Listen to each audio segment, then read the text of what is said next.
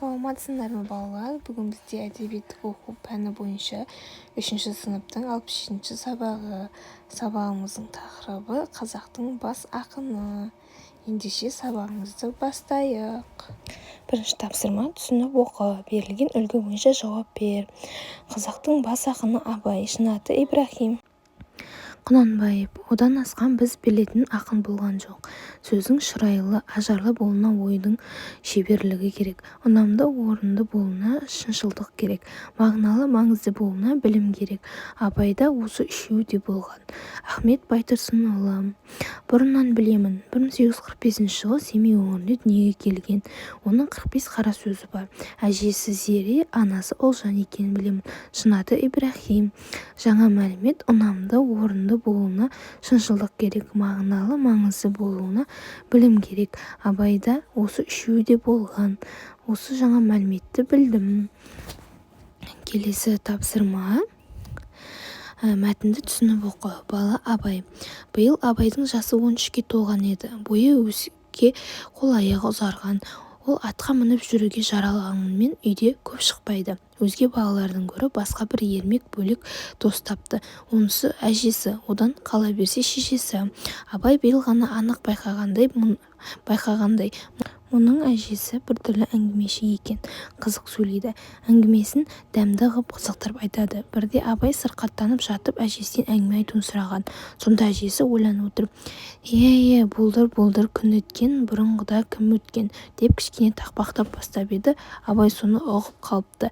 Келесі жолы әңгіме сұрағанда әжесінің тізесінен ақырын қағып: болдыр күн өткен, бұрынғыда кім өткен, деп тағы да әңгіме тілегенін білдіруші еді. Әжесі әуелде көп ертегілер айтқан. Абай қажымай, жалықпай, ылғи ынтыға тыңдайтын. Кейде әжесі шаршап айтпай қойса шешесіне жабысатын. Ұлжан да көп әңгіме білуші еді, және ол көбінесе өлең сөзді жиі айтатын. Мұхтар Әуезов.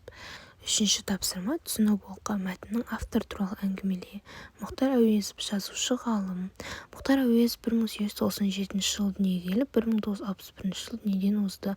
Қазіргі Шығыс Қазақстан облысы Абай ауданында туған. Балаларға арнап Көксерек және тағы басқа шығармалар жазған. Мұхтар Әуезов Абай туралы Абай зор роман эпопеясын жазған. Онда Абайдың бүкіл өмір жолы, балалық, ересек шағы, шығармашылығы, сол кездегі халықтың тұрмысы баяндалған. Мұхтар Әуезов Абай туралы қазақ халқына халықтығын жоғалтпайтын өшпес белгі орнатты деп жазды. Төртінші тапсырма. Абайдың аналарының аттарын тауып жаз. Әжесінің аты Зере, шешесінің аты Ұлжан. Келесі тапсырма. Бесінші тапсырма. Суретке зер сал, сұраққа жауап беріп тапсырманы орында. Суретте кімдер бейнеленген деп ойлайсың? Суретте бала Абай мен Зере әжесі бейнелеген. Мәтінге сүйеніп, әжесі мен Абай арасындағы диалог құрастыр. Әже, маған ертегі айтып бересіз бе? Болдыр күн өткен.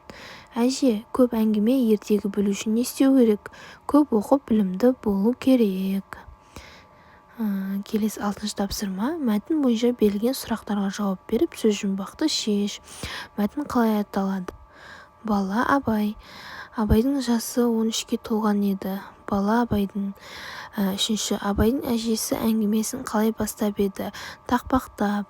Төртінші. Абай қайдан көп шықпайтын болды? Үйден. Бесінші. Абайға әңгімені кім көп айтушы еді? Әжесі.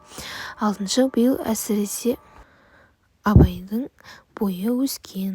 Жетінші. Абайдың шешесінің есімі кім? Ұлжан. Сегізінші. Абай әжесінің әңгімесін қалай тыңдайтын? Ынтыға. Жетіншісі. Сөз жұмбақтың жасыл түсті тор көзіндегі сөз тіркесін дауыстап оқы. Абай жолын кім жазған? Абай жолын Мұхтар Әуезов жазған.